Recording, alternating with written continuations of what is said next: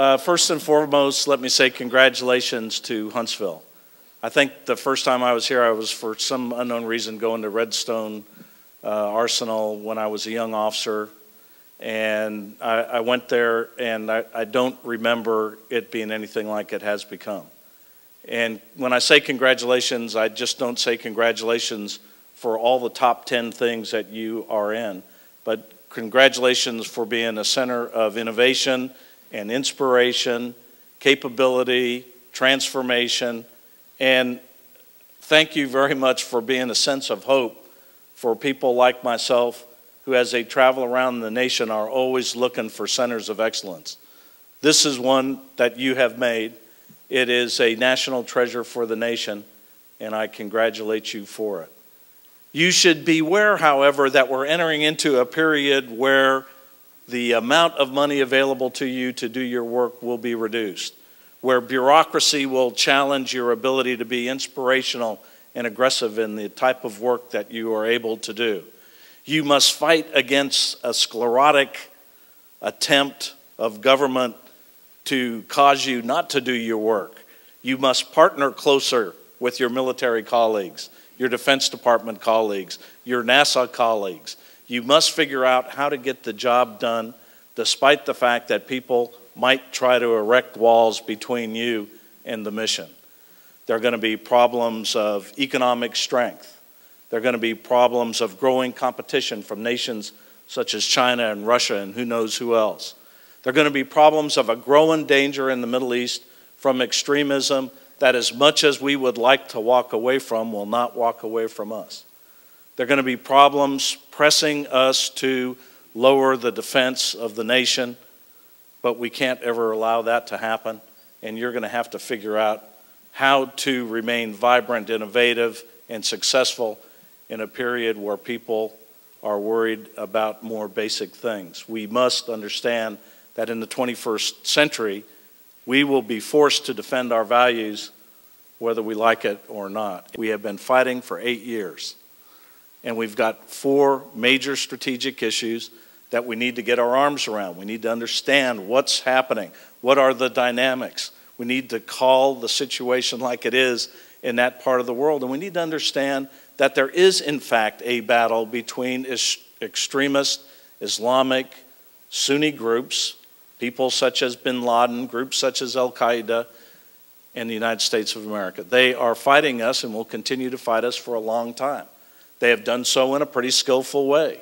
They're not a bunch of crazy terrorists that are fighting in some hideout up along the border between Afghanistan and Pakistan, but they're a worldwide organization that's figured out how to attack us at home, how to attack us in Great Britain, how to attack us in Indonesia, in every Arab country, throughout parts of Africa. It's a global phenomenon that have used the tools that we have created to be successful in their operations against us.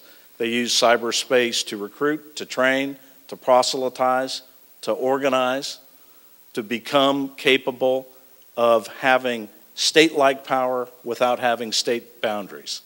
It's a pretty remarkable thing that's going on, and it is a movement that we must pay attention to. It is a movement that, left unchecked, could become as dangerous to us as communism did in the early 1900s or fascism did in the mid-1930s and 40s.